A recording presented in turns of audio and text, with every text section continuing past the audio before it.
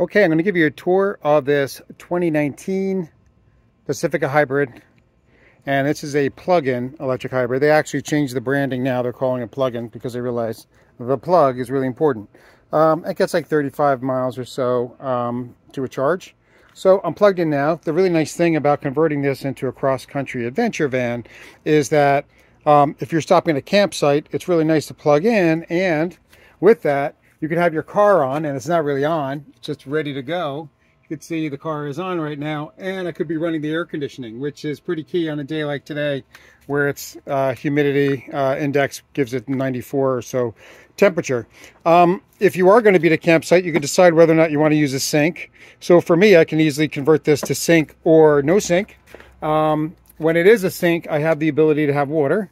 So I just flip this little switch, and bam, you got water. And you want to make it a slow water, not fast. A lot of the ideas from this conversion I took from Eric Enjoys Earth. I'll put the link down below. But nice to have a sink if you want it for trips, again, where I'm going to stop at a RV site or campsite. I don't necessarily need the sink, so take it or leave it. All right. So I did put the sink in just for demonstration purposes. This little cabinet I could take in and out. Of course, you want to have a first aid kit. Along with my first aid kit, I always have new skin, which is great for me. This is a low build van. There's a couple of things I did to it, but when I convert it, sell it back, I could obviously easily pull everything out. So really there's just bolts and nuts holding all this together, nuts and screws and bolts. So I could just unscrew everything and take it out. You can see the little screw holes there, but everything could be easily removed. I did put one little hole down here, and that's, I can hook this to a pump. So if I were staying somewhere where there is, if I had a lot of gray water, I wanted to pump it out, I can pump it through this hose, which then goes right down out the side of the car. So that's something that's a low build. The tiny little hole, cover up with a grommet when you sell it. So yeah, right next to the carpet, under the seat, nobody sees nothing. All right. You can see there is a table on that side. That's a makeup table, easily come in and out. It runs along this track. I have the track on both sides, so I can flip the table, put it outside. If I'm doing vegetables, I can stick a little extension pole in the bottom of that telescoping pole and make that work. So that's really cool. You can see I put a sink in here. It's accessible from both sides, so if there's other things underneath, I have a different setup for doing for doing drainage. Right now it's not set up, so again, I'm not really doing sink drainage, so just wanted to demo that nice water coming out. And again, you want to have a slow water. You don't want to use fast water because that's just going to use up way too much water when you're on the road. All right, let me take you around the back, and this is the difference I did from other builds. I wanted to show you guys because I really enjoy this. My lighting, I have some addressable lights, so I could easily change the colors if I want. That's controllable via Google Home that I usually travel with. This is Velcro down, so if I have shore power, I can hook up to there. Otherwise, I can hook it up to the Jackery, and no problem. I usually have a sink in that area. Don't have that right now. Of course, I have fans going to increase airflow. And I wanted to show you the back, because here's where the big difference comes with my build and other builds. I haven't seen these used before, but what I do, and let me show you, I'm going to try to flip around here. You can sit on this, and it's extremely sturdy. So everything is bolted to the frame of the car in different spots, and it's bolted down using metal channels. It's called super strut. All right. So if I lift this up, you can see what that looks like. That's 2x2 struts. They're very strong. It's steel, so if it bends, it goes right back. It has a little bit of flexibility, but it's very, very rigid. So that's bolted down to the frame of the car. Of course, I took out the seats, okay, and it's bolted.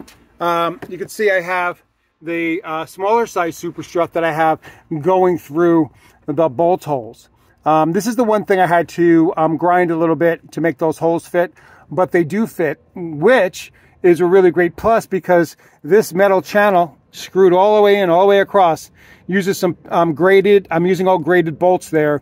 These graded bolts are rated to a tensile strength of thousands and thousands of pounds, which allows me to put a seatbelt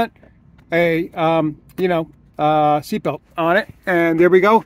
there's our seat belt, and that's using the original 3-corner harness. You could use that in the sitting position or the bed position. And you're like, what? Sitting position? What's that? Let me show you how you do that. So I'm going to press that there. That takes this off. And I'm going to convert it. This is going to be super hard because I'm holding the camera. By the way, you know, I want to use this space I use for bedding, and I can easily put that under. So I'm going to try to do this with one hand, which isn't always the easiest. But here we go. All right, so here we go. I'm going to flip this up. And now, voila, I automatically have it in the sitting position. So there you go. So now that's a forward and rear facing sofa. What? Yep, it certainly is. So as I said, you could sit in this back here if you're doing tailgating, if you're by a nice lake. Let me go around the side to give you the other perspective. You also have the sofa in the front position. Very nice. And here we've got that makeup table, which again is along that track. So any position you want to put it in, that's fine. My refrigerator usually goes here so I can grab things from the front seat. One of the nice features of the Pacifica is there's a maximize button. So if I click this little button here, the seat just goes up. So it gives you the maximum amount of room. So when you're camping out, you've got a lot of extra room in this area. And you can see the required emergency M&M stash right there. You know, you can watch movies, plug in, you can use HDMI to get movies, and then have all the sound go into the surround sound speakers. So that's pretty cool too. So yeah, those are the major features of this van. Let me show you a couple of other little things that I think are pretty fun. One of them is my windows. So you can see I've got rain guards on all the windows. So that's pretty common among people that are using this type of a setup for stealth ability. And I have little window covers. They're custom made for all my windows. One side's black and the other side is for solar. That's a little thin, you know, the Reflectix. I put these little tabs in here. That just makes it fun to put it in and out. So when you put it in, they're complete blackout. The other thing I'll show you as well is if you look in my windows, you can see that I put bug screens in. So these are custom made bug screens so that they keep the bugs out. All right. So yeah, when they're in, no bugs can get in. So it's Velcro, and yeah, I've sewn that together, and that's on both sides. You can see those bug screens. Again, I have lights. The other one thing I want to point out is everything is bolted down. So here's where the channels get bolted to the front. Let me pull this out of the way so it gives you a better idea.